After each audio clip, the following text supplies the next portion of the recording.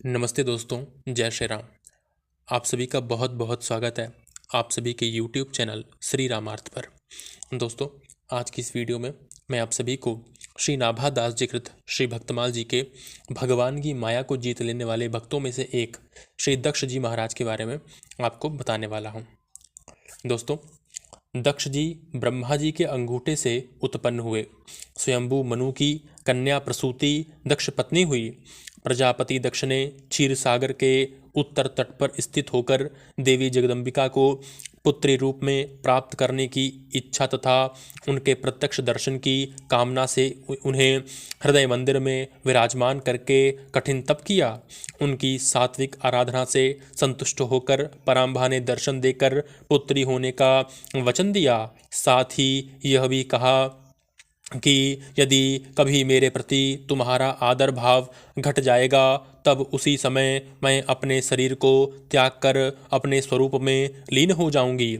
दक्ष यह सोचकर बहुत प्रसन्न रहने लगा कि देवी शिवा मेरी पुत्री होने वाली हैं।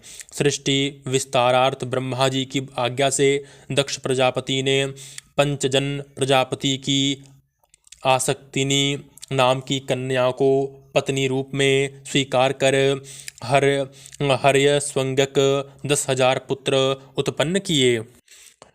दक्ष प्रजापति ने पंचजन प्रजापति की असिकनी नाम की कन्या को पत्नी रूप में स्वीकार कर हर्यस्वंगक 10,000 पुत्र उत्पन्न किए। पिता की आज्ञा से उत्तम सृष्टि के उद्देश्य से वे हर्यश्वगण नारायण सरोवर पर जाकर तप करने लगे।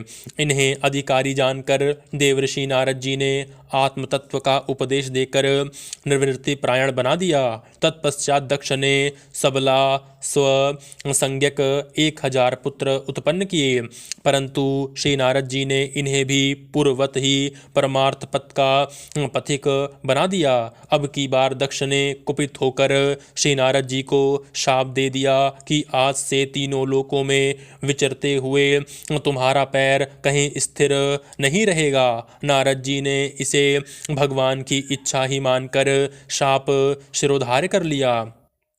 श्री दक्ष जी ने प्रसूति के गर्भ से 24 कन्याएं उत्पन्न करके उन्होंने बड़ी प्रथम 13 कन्याएं धर्म को ब्याह दी। शेष 11वें में से एक अग्नि को, एक शिव को, एक पितृगण को ब्याह दी और अन्य 8 मारीची, अत्रि, अंगीरा, पुलस्त्य, पुलह, क्रतु, वशिष्ठ, भृगु इन 8 प्रजापतियों को ब्याह दी। एक अग्नि को, एक शिव को, एक पितृगण को ब्याह दी और अन्य 8 मारीची, अत्रि, अंगीरा, पुलस्त्य, पुलह, क्रतु, वशिष्ठ, भृगु इन 8 प्रजापतियों को ब्याह दी।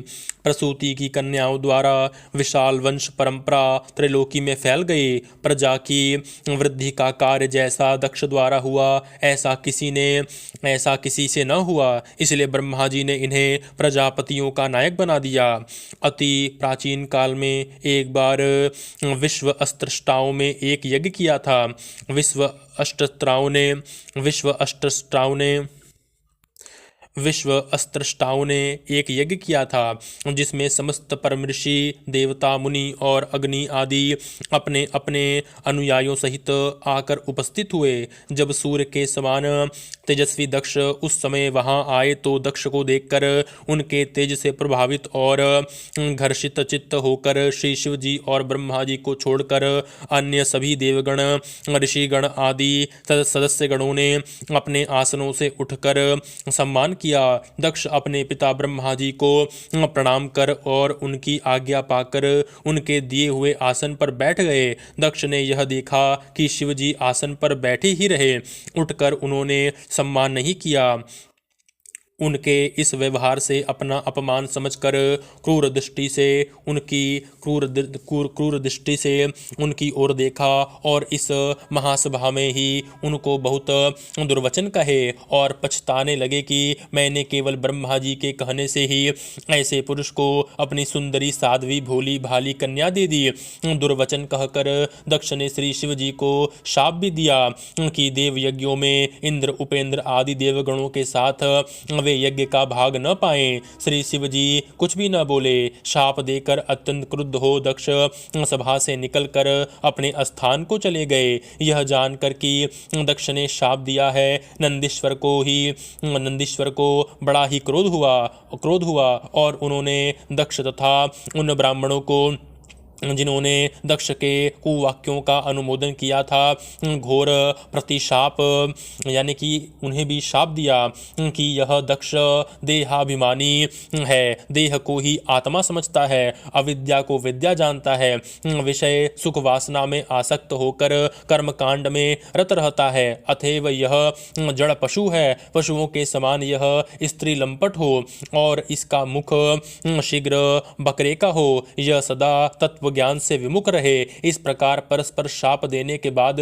श्री शिव जी भी अपने गणों सहित वहां से चल दिए। कालांतर में दक्ष ने रुद्र का अपमान करने के लिए ही बृहस्पति सव नामक यज्ञ किया। यज्ञ में शिव का अपमान देखकर सती ने शरीर त्याग कर दिया। सती के तन त्याग को सुनकर श्री शिव के गणों ने दक्ष का यज्ञ विध्वंस कर दिया। शिव जी का अपमान करने वाले देवताओं तथा सदस्यों को समुचित दंड दिया। गणनायक वीरभद्र ने दक्ष के सिर को मरोड़कर धड़ से अलग कर यज्ञ की दक्षिणा अग्नि में डाल दिया, मानो इससे होम कुंड की पूर्णाहुति की। अंत में यज्ञशाला को जलाकर शंभुगण कैलाश को लौट आए। श्री ब्रह्मा जी की सलाह से सभी देवता ब्रह्मा जी को भी साथ लेकर कैलाश पर गए। स्तुति और प्रार्थना करके भगवान शिव को प्रसन्न किए। श्री शिव जी ने कहा, भगवान की माया से मोहित हुए दक्ष जैसे नासमझों के अपराध की न तो मैं चर्चा करता हूँ और न याद ही। मैंने तो केवल सावधान करने के लिए ही थोड़ा सा दंड दे दिया। तत्पश्चात शिव आज्ञा अनुसार दक्ष के धड़ से बकरे का सिर जोड़ दिया गया।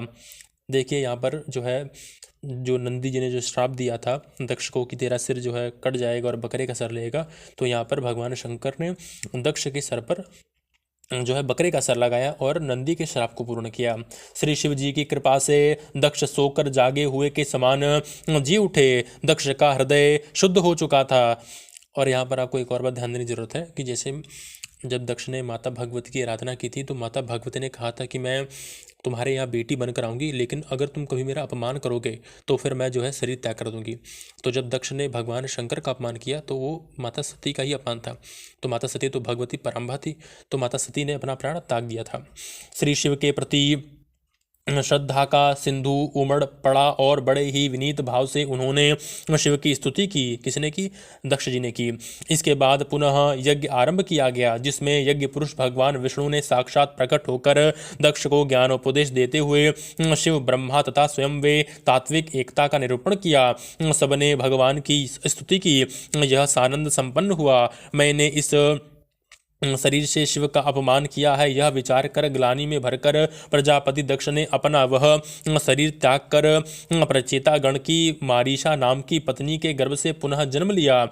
यानी कि जो दक्ष जी थे उन्होंने जो है जब उन्हें पता चला कि भी मैंने तो भगवान शंकर जो मतलब जो है भगवती परम्बा के जो पति हैं, मैंने उनका इतना अपमान किया, जो कि स्वयं भगवान है, स्वयंभू हैं, जो आदि गुरु हैं, मैंने उनका अपमान किया है, तो मैं अब ये शरीर जो है मेरा अब जीने के योग्य नहीं, तो मैं मर जाता हूँ। तो उन्होंने प्राण अपने योग के द्वारा, ठीक है ना, योगा के द्वारा अपने शरीर को त्याग दिया और जो है प्रचेता गण की मारीशी नाम की जो पत्नी थी उनके गर्भ से दोबारा अवतार लिया, जन्म लिया। इन्होंने जन्म लेते ही अपनी कांति से समस्त तेजस्वियों का तेज छीन लिया। श्री ब्रह्मा जी ने इन्हें पुनः प्रजापतियों के नायक पद पर अभिषिक्त कर दिया। और जब ये दोबारा जो है इन्होंने प्रचेता गण की मारीशा नाम की पत्नी गर्भ से जब जन्म लिया, तो जब ये बड़े हुए तो ब्रह्मा जी ने इन्हें दोबारा जो है प्रजापतियों का नायक बना दिया। ये कर्म करने में बड़े दक्ष थे, इसी से इनका नाम दक्ष हुआ। और ये कर्म करने में बड़े प्रवीण थे, मतलब बहुत ही अच्छा कर्म करते थे, इसलिए इनका नाम दक्ष हुआ। तो भगवद आराधना पूर्वक इन्होंने सृष्टि का विस्तार एवं संरक्षण किया और फिर उन्होंने जो है बहुत अच्छा काम किया, इसलिए भगवान के अनन्य भक्त कहे जाते हैं।